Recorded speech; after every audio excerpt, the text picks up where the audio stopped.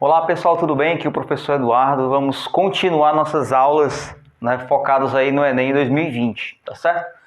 Então hoje, porcentagem de juros, os exercícios. Hoje a gente vai dar uma continuidade aí no nosso trabalho, fazendo uma aula de exercícios, tá certo? Então prestem atenção nesses exercícios, pausem o vídeo, tentem fazer, vejam aí as saídas das questões, tá certo? Os atalhos, que a gente vai dar aí em relação a essas questões de porcentagem e juros, que são questões certas no Enem, né? Não vai ter aí nenhum Enem sem ter a parte de porcentagem, já que o objetivo do Enem é fazer questões que espelhem a realidade. E porcentagem e juros está no nosso dia a dia, né? O tempo todo. Ok? Vamos lá para a nossa primeira questão dessa aula. Pessoal, a nossa primeira questão é a questão 2 da nossa apostila, tá certo? Ela caiu no Enem de 2010. Diz o seguinte: um grupo de pacientes com hepatite C foi submetido a um tratamento tradicional, em que 40% desses pacientes foram completamente curados. Os pacientes que não obtiveram cura foram distribuídos em 2 grupos de mesma quantidade e submetidos a 2 tratamentos inovadores. No primeiro tratamento inovador, 35% dos pacientes foram curados. E no segundo, 45%. Em relação aos pacientes submetidos inicialmente, os tratamentos inovadores proporcionaram cura de... Ok, pessoal, então nós temos aqui os dados, tá?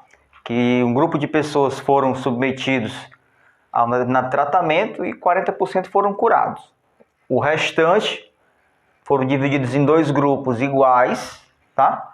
E um grupo, 2 grupos iguais para fazer uns tratamentos inovadores, e um grupo 35% foi curado e no outro grupo 45% foi curado. Então, observem que em nenhum momento a questão diz quantos pacientes foram submetidos a esse processo. Quantos pacientes foram submetidos? Eu não sei, um grupo de pacientes. Então, é aquele toque lá da aula. Então, se você não tem o valor principal, você vai ter que adotar esse valor principal. Você adota aqui, ó, que 100 pacientes, tá? 100 pacientes foram submetidos, tá certo? Então, adote sempre o 100, porque aí você pode já ter o seu resultado em porcentagem, né? Por 100, tá certo? Olha aqui como é importante, ó. Então, 100 pacientes foram submetidos, tá certo? Já que a questão não diz. Se ele diz que 40% foram curados, então desses 100, 40 foram curados. Se 40 foram curados, então 60 não foram curados. Certo? Então você já está com um número aí. Certo? Você já deixou só de trabalhar com porcentagem. Então, se 40 foram curados, 60, né? 60% não foram curados. A questão diz que eles foram divididos igualmente. Tá certo? Então, se são 60 pacientes, 30 pacientes para um grupo, 30 pacientes para o outro grupo. Tá certo? 30 para cada. Nesse primeiro tratamento aqui, ó, 35% foram curados. 35% de quanto? De 30. Tá certo? Ó, 35%, aquela coisa, ó, 35% de a multiplicação de 30. Nesse outro grupo, 45% de quanto? De 30. 45% de 30. Então, quanto é que dá 35% de 30? Tira isso aqui, ó. 35 vezes 3 é 105. Ficou 10 aqui, ó. Dividido por 10. Então, isso aqui dá 10,5. 10,5 pacientes foram curados nesse tratamento. Então, foi 10 pacientes e meio. Como é que é esse meio, né? Aqui deu 10,5 porque eu adotei como sendo 100 pacientes. Não sabemos quantos pacientes são, né? Então, por isso deu 10,5, né? 10 pessoas e meia não, tá? Então, 10,5 pacientes foram curados nesse tratamento. Nesse outro aqui, 45 vezes 3, isso vai dar 135, né? Então, 135 dividido por 10, né? Sobrou 10 aqui, ó. Isso dá 13,5 pacientes. Ok? Então, para esses tratamentos, o que a questão quer é saber, em relação ao número inicial de pacientes, quantos por cento foram curados com esse tratamento inovador, certo? Quantos por cento foram curados com um tratamento inovador. Então, olha lá, no experimento inicial, né, foram 100 pacientes. Então, esse 10,5 pacientes mais o 13,5, 10,5 mais 13,5, que dá 10, 4, 24. 24 pacientes foram curados com esse tratamento inovador. 24. 10,5 com tratamento 1, 13,5 com o outro. Então, 24 pacientes. Inicialmente não eram 100. Olha a importância de adotar 100. Inicialmente não eram 100. 24 foram curados com o tratamento inovador. Então, é 24%. Em cada 100, 24 ficam curados com o tratamento inovador. Tá certo? Então, a importância de adotar 100 é porque todo o resultado que você obtém já é por cento. Ok? Então, eram 100 inicialmente, com o tratamento inovador, aí 24 foram curados. 10,5 nesse, 13,5 no outro. Ok? Tranquilo aí? Vamos lá para o nosso próximo exercício. Vamos lá, pessoal. Nossa próxima questão, questão 5 da apostila. Acompanhe a leitura. Pessoal, a questão 5 da nossa apostila é uma questão que caiu no Enem de 2011. Diz o seguinte: considere que uma pessoa decida investir uma determinada quantia e que lhe sejam apresentadas 3 possibilidades de investimento com rentabilidades líquidas garantidas pelo período de 1 ano, conforme descritas. Investimento A, 3% ao mês. Investimento B, 36% ao ano. Investimento C, 18% ao semestre. As rentabilidades para esses investimentos incidem sobre o valor do período anterior. O quadro fornece algumas aproximações para a análise das rentabilidades. Para escolher o investimento com maior rentabilidade anual, essa pessoa deverá... Aí nós temos aí as opções que a gente vai voltar para analisar quando a gente resolver a questão. Ok, pessoal, então nós temos aqui uma questãozinha de juros, tá certo? O investimento, que ele também não fala qual é o valor, mas adivinha qual é o que nós vamos colocar, né? 100, vamos colocar 100, então não tem o valor principal. Então o investimento, ele tem essas opções de rentabilidade, né? 3% ao mês, 36% ao ano, 18% ao semestre. Aí ele nos fornece essa tabelinha aqui, caso a gente precise, tá certo? Olha aqui, se a gente for analisar 3% ao mês, certo? O mês tem 12, o ano tem 12 meses. Então, se eu multiplicar 3 por 12, isso vai dar 36, né? Então, 36% ao ano. O ano tem 2 semestres, né? Se eu dividir 36 por 2, dá 18% ao semestre.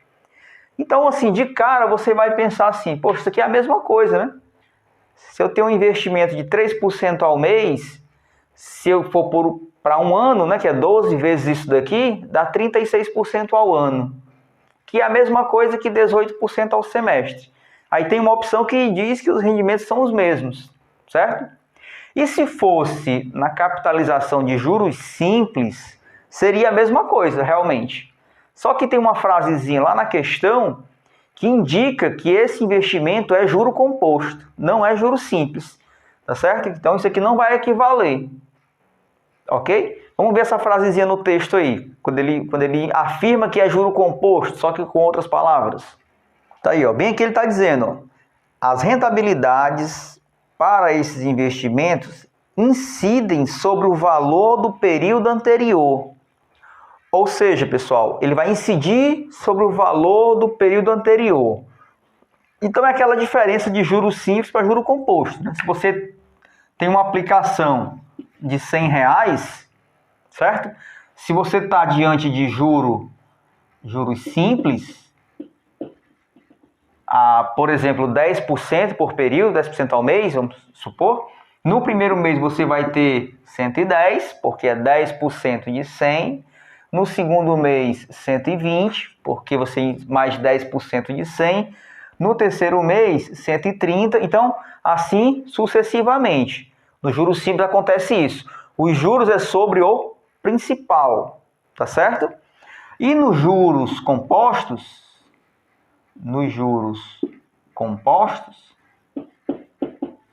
é diferente. Nos juros compostos você aplica R$100 por um período, né? R$100 ao mês, por exemplo. No primeiro mês você vai ter 110, porque é 10%, né? 10% ao mês, né? É 10% em cima de 100. No segundo mês você vai ter 121, porque é 10% em cima do período anterior, que é o que a questão está dizendo. Não é sobre o principal. Juros simples é sobre o principal. Juro composto é sobre o período anterior. No terceiro mês você vai ter 132,10, porque eu vou estar colocando 10% em cima do período anterior e não em cima do principal, como é no caso do juros simples, tá certo? Então, como o juro está incidindo sobre o período anterior, nós estamos diante de juros compostos, tá certo? É uma questão de juro composto. Então, nos juros compostos, a taxa ela não é proporcional dessa forma, tá? 3% ao mês não equivale a 36% ao ano, que não equivale a 18% ao semestre. Essa equivalência proporcional aqui, ela só dá certo para juros simples. Para juros simples, se eu tiver 2% ao mês, é a mesma coisa que 4% ao bimestre, né? Que seriam 2 meses. Aqui não vale, tá certo? Então vamos lá. Se trata-se de juro composto, né, eu tenho uma formulazinha do montante do juro composto, que é o capital mais a taxa elevado aí ao tempo, tá certo? Então eu vou comparar o investimento A com o investimento B com o investimento C. Lembrando que ele não dá, né, o valor principal. Ele não dá aí quanto é que é esse capital aí inicial. Quando ele não faz isso, eu vou adotar como sendo 100, para facilitar a minha análise ao final, tá certo?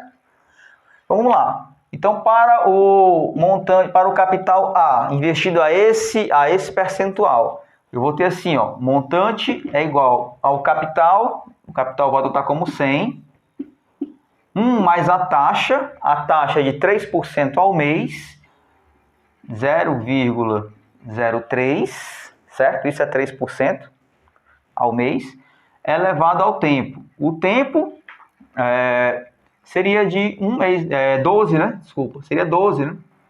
Porque ele vai ficar com esse rendimento por um ano. Né? A questão fala que esse rendimento é um rendimento um investimento que ele vai fazer por um ano, tá certo?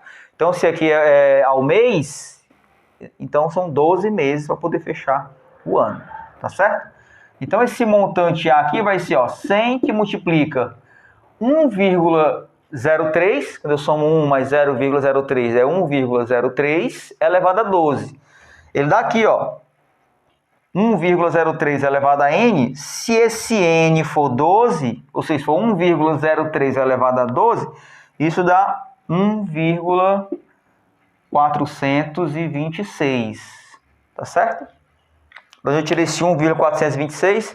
Se você somar aqui 1 mais 0,03, dá 1,03, né? Elevado a 12. 1,03 elevado a 12 dá 1,426. Então, o meu montante A vai ser de, multiplicando isso aqui, né, dá 142,6. 142,6. Tá? Esse aqui é o meu montante A. Ok? Vamos fazer agora o montante B. Olha aqui de outra cor. O B. Montante B. Com o mesmo capital, para a gente poder comparar, né? 100. Mais a taxa. A minha taxa aqui do montante B é 36% ao ano. Então, 0,36. Certo? 36%, ó, 36%. Eu poderia colocar dessa forma, mas da fórmula do montante é bom você colocar em forma decimal. Tá certo? Para não surgir aqui uma fração para você somar.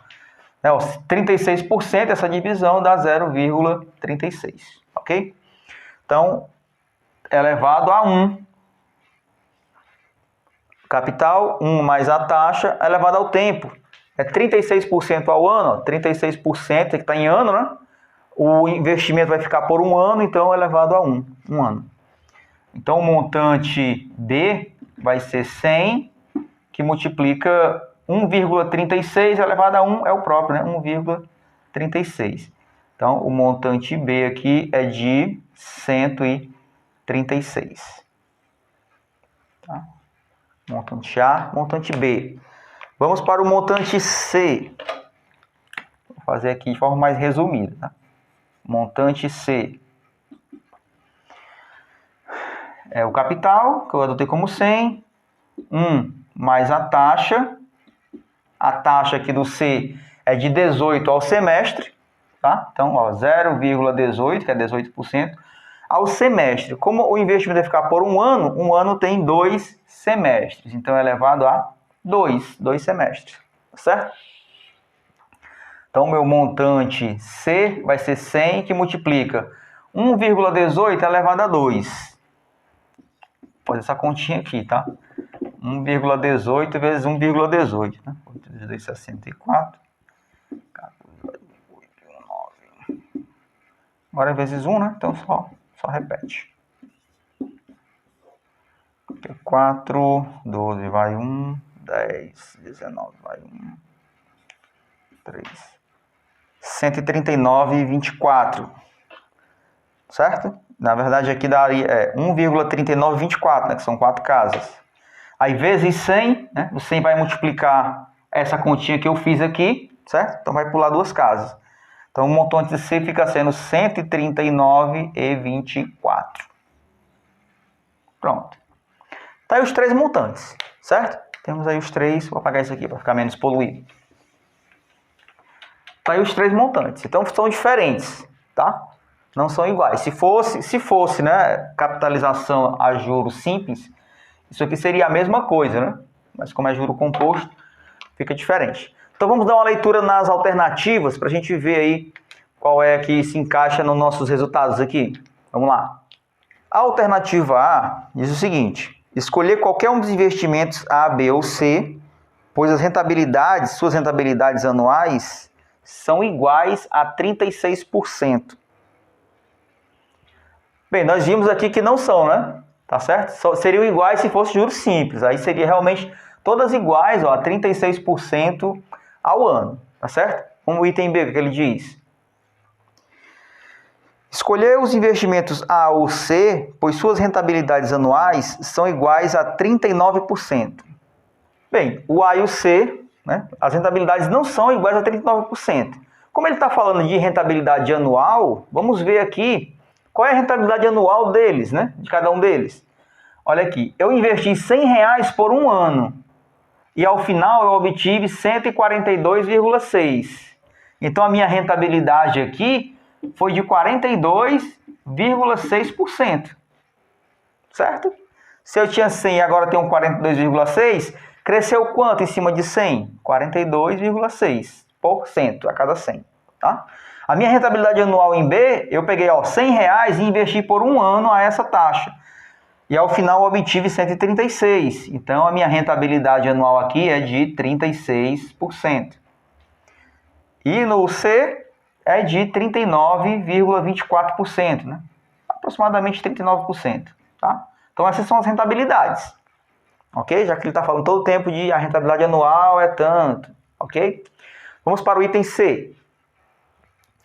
No item C diz assim, ó, escolher o investimento A, pois sua rentabilidade anual é maior que as rentabilidades anuais dos investimentos B e C. Realmente o item C é o correto, né? A rentabilidade A ela é maior do que o B e do que C. A rentabilidade A é de 42,6% ao ano. Ok? Então, item C de casa. Vamos lá para o nosso próximo exercício. A nossa próxima questão é a questão 18 da apostila. Ela caiu no Enem de 2014. Diz o seguinte: uma lata de tinta com a forma de um paralelepípedo retangular reto tem as dimensões em centímetros mostradas na figura. Será produzida uma nova lata com os mesmos formato e volume, de tal modo que as dimensões de sua base sejam 25% maiores que as da lata atual. Para obter a altura da nova lata, a altura da lata atual deve ser reduzida em... Ok, pessoal, então a situação da questão é a seguinte. Você tem uma lata aqui com essas dimensões, né? 40 de base, 24 aqui de aresta da base e 40 de altura. E a questão diz que vai ter uma nova lata com o mesmo volume e o mesmo formato, né? Isso aqui é um prisma reto de base quadrada, tá certo?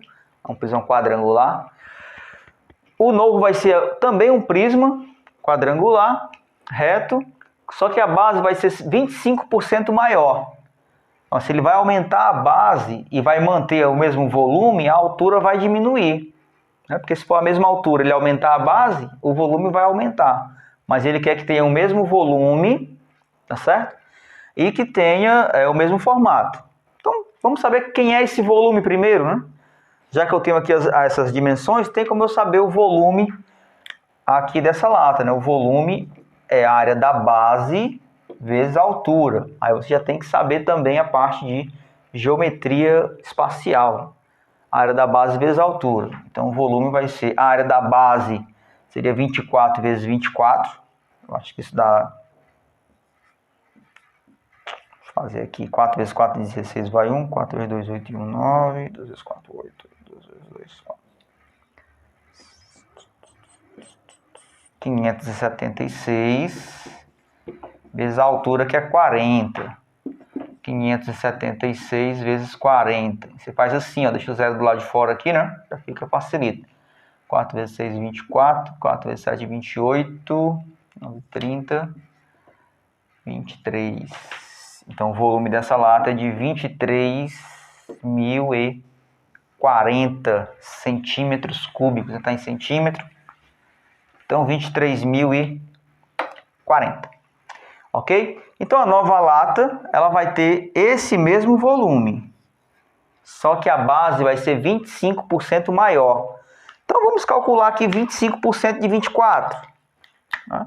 Vamos lá, 24. Vou botar aqui naquele formatozinho para a gente massificar, né? 25% de 24. Eita, que essas multiplicações estão... Ó, 25 vezes 24. 4 vezes 5, 20. 4 vezes 8 e 2, 10. 4 vezes, 2 vezes 5, 10. 2 vezes 4, 5, 7. Isso aqui vai dar 600 dividido por 100. 6. 25% de 24 dá 6. Certo? Então, vai ser 25% maior. Então, a nova lata vai ter uma base de 30, né? De 30 centímetros, né? 24.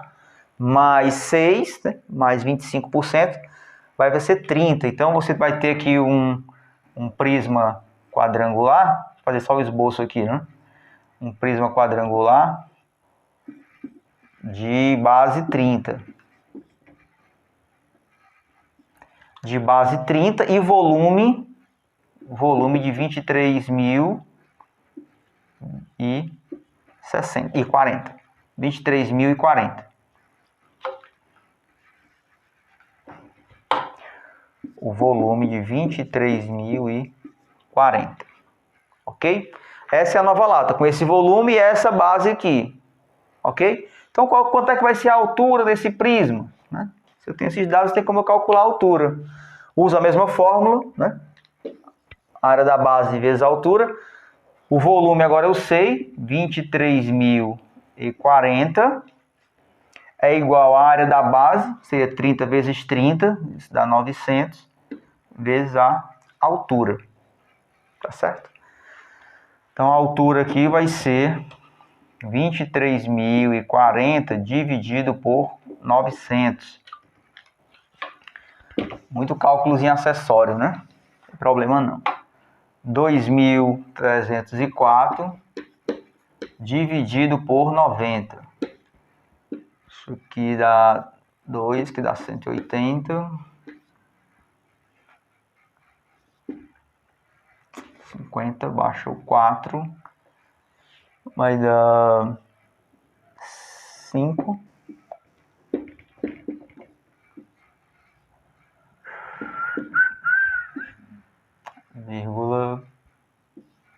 6, né? 6,954.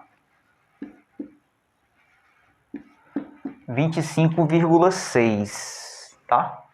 Então a altura aqui vai ser de 25,6, certo? Então esse é a nova lata. A base é 30 por 30, né? E a altura de 25,6, tá certo? Eu vou apagar só os cálculos acessórios aqui para ficar menos poluído, ok? Vamos lá.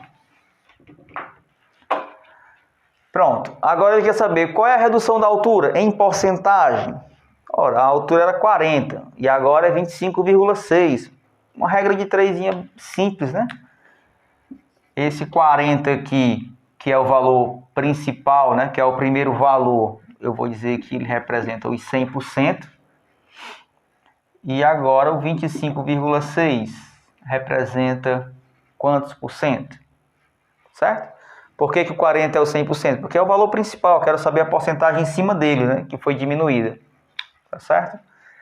Então, fazendo o meio pelos extremos, eu vou ter aqui, ó, 40x igual a, de vezes 100, eu vou ter aí 2.560, né? Quando eu multiplico o número por 100, basta eu pular a vírgula duas casas, né? Pulei uma, como não tinha mais número, eu acrescentei o zero.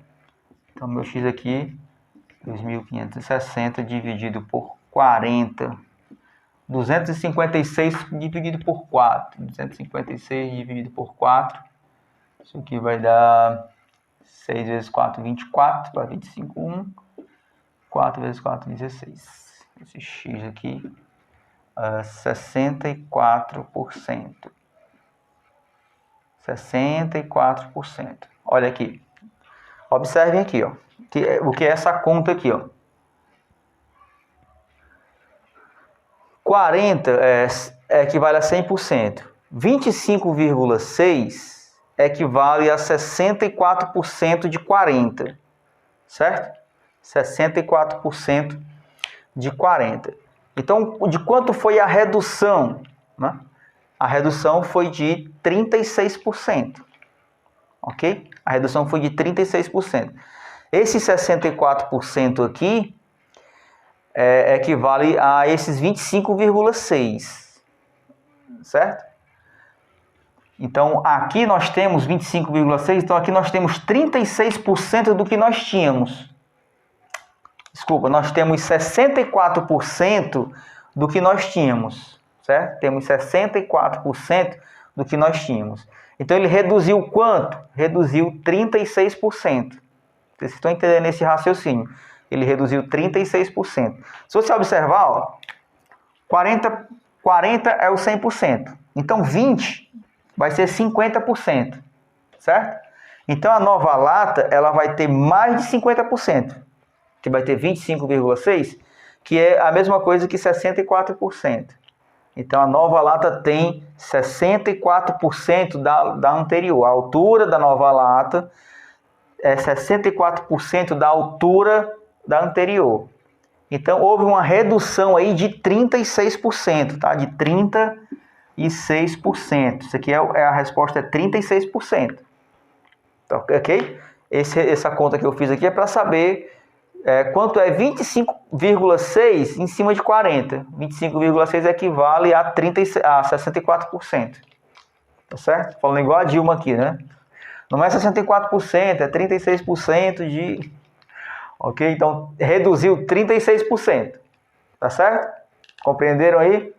Vamos lá para a nossa próxima questão. Ok, vamos lá para a nossa próxima questão da apostila. Acompanhe a leitura aí, pessoal. A nossa próxima questão é a questão 26, que caiu no Enem de 2015. Diz o seguinte: um casal realiza um financiamento imobiliário de R$180 mil a ser pago em 360 prestações mensais, com taxa de juros efetiva de 1% ao mês. A primeira prestação é paga um mês após a liberação dos recursos, e o valor da prestação mensal é de R$500 mais juros de 1% sobre o saldo devedor. O saldo devedor é o valor devido antes do pagamento. Observe que, a cada pagamento, o saldo devedor se reduz em R$500. e considere que não há prestação em atraso. Efetuando o pagamento dessa forma, o valor em reais a ser pago ao banco na 10ª prestação é de... Ok, pessoal, então o esquemazinho da questão é esse. O financiamento é de R$180 mil para ser pago em 360 prestações, ok? E a prestação é composta por R$500 mais 1% sobre o saldo devedor. O saldo devedor é o valor antes dele pagar a prestação, tá certo? Então, quanto é que seria a 10ª prestação? Quanto seria o valor da 10ª prestação a ser pago? Esse sistema de capitalização aqui é aquele que é decrescente. Você começa pagando um valor e ele vai diminuindo, né? Porque os juros é incidido em cima do saldo devedor. Como esse saldo devedor vai diminuindo, a prestação vai decaindo, tá certo? Então, vamos lá. Ele quer saber quanto é a 10ª prestação. Então, vamos fazer a primeira prestação. Quanto é que ele vai pagar? Na primeira prestação, ele vai pagar o seguinte. Ele vai pagar R$500, certo? Mais 1% do saldo devedor, né? Ele só vai pagar a primeira depois de 30 dias. Então, ele tem um saldo devedor do valor todo, né? Ele não pagou nada ainda. Mais 1% de R$180 mil. Tá certo? Essa é a primeira prestação, R$500 mais 1% de R$180 mil. Na segunda prestação, ele vai pagar R$500 mais 1% de... Olha, desses 180 mil, já foi abatido R$500. Então, de 179.500, porque está sendo abatido R$500, tá certo? Olha como a prestação vai diminuir, né? Vai ser 1% de um valor menor. Na terceira prestação, ele vai pagar os R$500 mais 1% de R$179 mil, né? Diminuiu mais R$500. E assim vai, né? Até chegar lá onde a gente quer. Onde a questão quer, né? Quer saber quanto é que ele vai pagar na 10ª prestação. Ó, lá na 10ª prestação ele vai pagar R$500 mais 1% de quanto? Ele já pagou 9, né? Antes de chegar na 10ª prestação ele pagou 9. Ou seja, esses 1.800 iniciais aqui já foi tirado 9 vezes de R$500. Ele não está diminuindo de 500 em 500, né? Aqui, certo? Então lá na 9ª prestação, né? Quando eu pagar a 9ª prestação, eu tenho abatido aqui, ó, 9 vezes R$500. Ou seja, eu tenho abatido R$4.500, né? 9 vezes 500, R$4.500. Então, desses 180 mil, eu já paguei, né, do principal, R$4.500. 0051.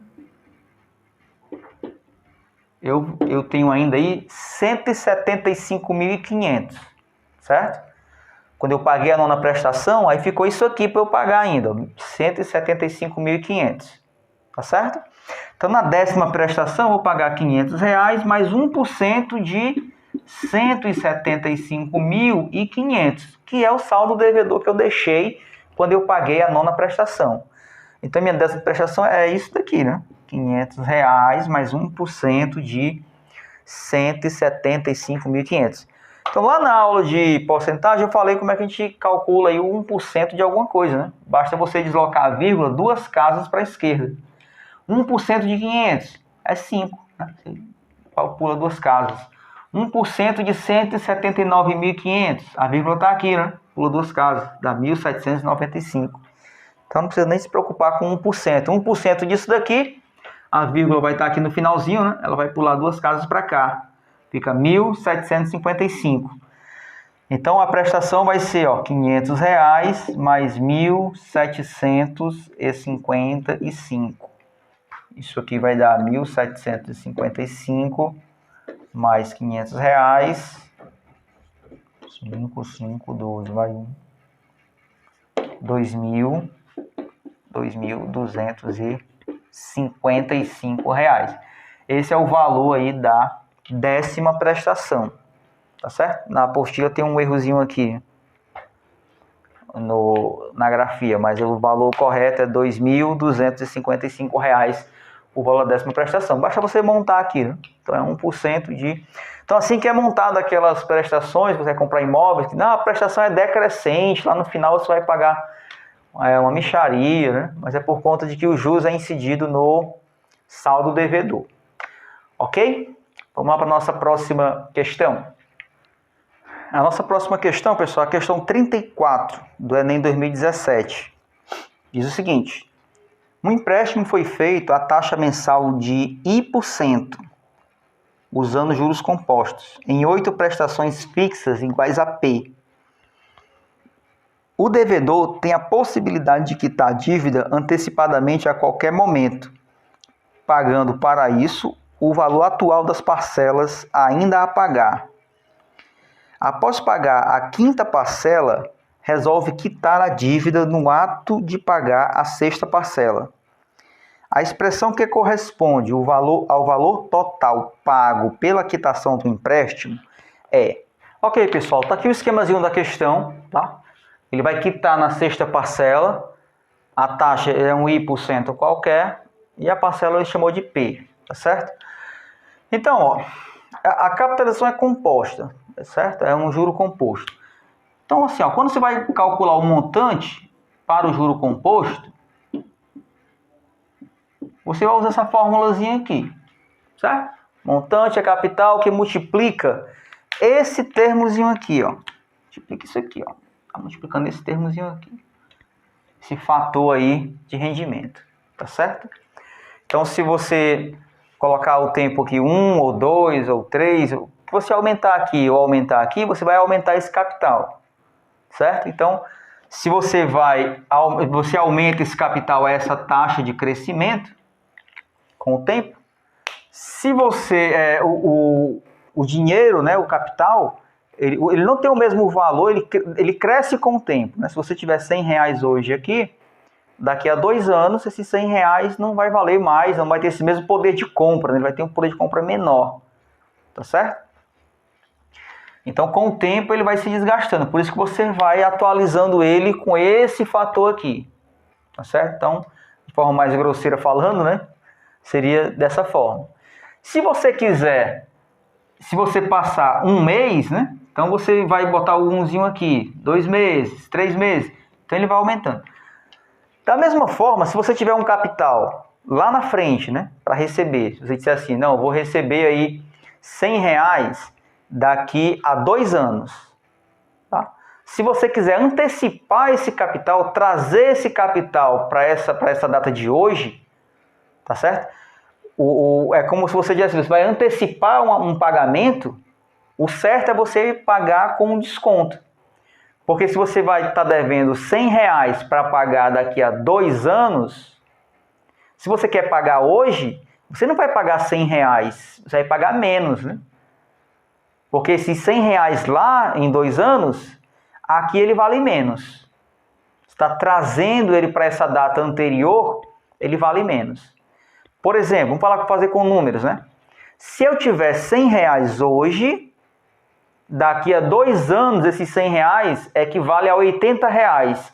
Ele perdeu esses 20%, esses R$20 no decorrer desses dois anos. Tá certo? Então, estou falando com números. Eu tenho R$100, daqui a 2 anos, esses R$100 só vale 80. Da mesma forma, se você está devendo R$100 para pagar daqui a 2 anos e quer pagar hoje, então esses R$100 valem 80. Eu estou dizendo que esse período de tempo está valendo 20%, tá?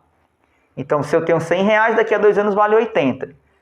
Se eu estou devendo R$100 para pagar daqui a 2 anos, se eu quero pagar hoje, eu vou querer esse desconto dos mesmos 20%. Entenderam? Então, há essa diferença, né? O capital ele cresce com o tempo, né? Se você antecipar, você vai ter que ter um desconto, porque você não vai estar devendo aquele mesmo poder de compra lá.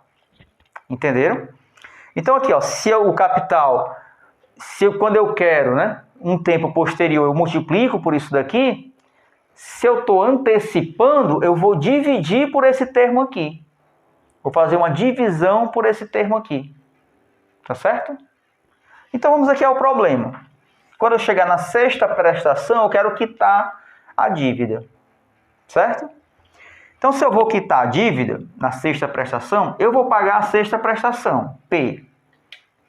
Ok? Mas eu quero pagar, são 8 prestações, né? Não coloquei aqui, são 8 prestações. 8 prestações. Então, eu vou pagar a minha sexta prestação. Mas eu também quero pagar a sétima. A sétima eu vou pagar o valor P, o valor da prestação acertada. Né? Se eu disser que a prestação é R$100, então eu vou pagar R$100 da minha sexta, R$100 da sétima e R$100 da oitava prestação? Não, eu não posso fazer isso. Eu estou pagando aqui o dia para eu pagar a sexta prestação, então eu vou pagar P. Se eu vou pagar a sétima prestação, que é daqui a um mês, eu vou pegar essa sétima prestação e dividir pelo fator aqui de rendimento, ó, 1 mais I elevado ao tempo. Elevado a 1, né? Vou colocar 1 aqui, que eu estou antecipando um período, né? Um mês. As prestações são mensais, um mês. E ao mesmo tempo que eu vou pagar a sexta, a sétima, eu quero pagar a oitava. Ou seja, eu vou antecipar 2 meses. Então, ó, 1 mais a taxa elevada a 2, que eu vou antecipar 2 meses. Tá certo? Lógico que esses valores aqui serão menores do que P, né? Eu estou dividindo, né? Tá certo? Entenderam aí? Aqui é para eu ter um valor futuro, né? E aqui eu estou trazendo para o valor presente, para o tempo presente, né? Certo? Então, ó, aqui eu vou pagar aqui a sexta prestação, que é P, que é o valor acertado mesmo. A sétima prestação, eu não vou pagar P, porque eu estou antecipando. Eu tenho que ter esse desconto da valorização do dinheiro, né? Eu tenho que ter esse desconto. Então, eu vou dividir pelo fatorzinho aqui do juro composto. 1 mais I elevado ao tempo. Como eu estou antecipando um mês, né? Era para eu pagar daqui a um mês, então o tempo é 1. Mais o valor da oitava prestação, aqui é a oitava prestação, que vai ser P dividido pelo fatorzinho aqui elevado a 2, porque eu estou antecipando 2 meses. Então, essa aqui é a expressãozinha aqui do valor que eu vou pagar. A sexta, a sétima e a oitava prestação. Tá certo? Então, vamos conferir a nossa resposta aí com os itens. Eu acho que está escrito de maneira diferente do que eu fiz aqui. Vamos lá dar uma conferidazinha. Aqui, o P ficou do lado de fora, né, do colchete. Então, basta você dar uma multiplicadazinha assim, né? Por exemplo, no item A, se você multiplicar, P vezes 1 dá P. P vezes esse termo aí dá justamente o que a gente colocou aqui. P vezes o segundo termo também dá justamente o nosso segundo termo aqui. E outra diferençazinha porque ele colocou o I sobre 100, que é a taxa, né? A taxa é I, então ficaria I sobre 100, ou I%. Os outros, você observar, o termo de baixo aí, ele difere do que a gente fez aqui, tá certo? Pronto, ok? Então, encerramos aqui nossa aulazinha de porcentagem de juros e exercícios. Na próxima aula, a gente continua com o nosso novo assunto. Valeu, pessoal. Até a próxima. Tchau.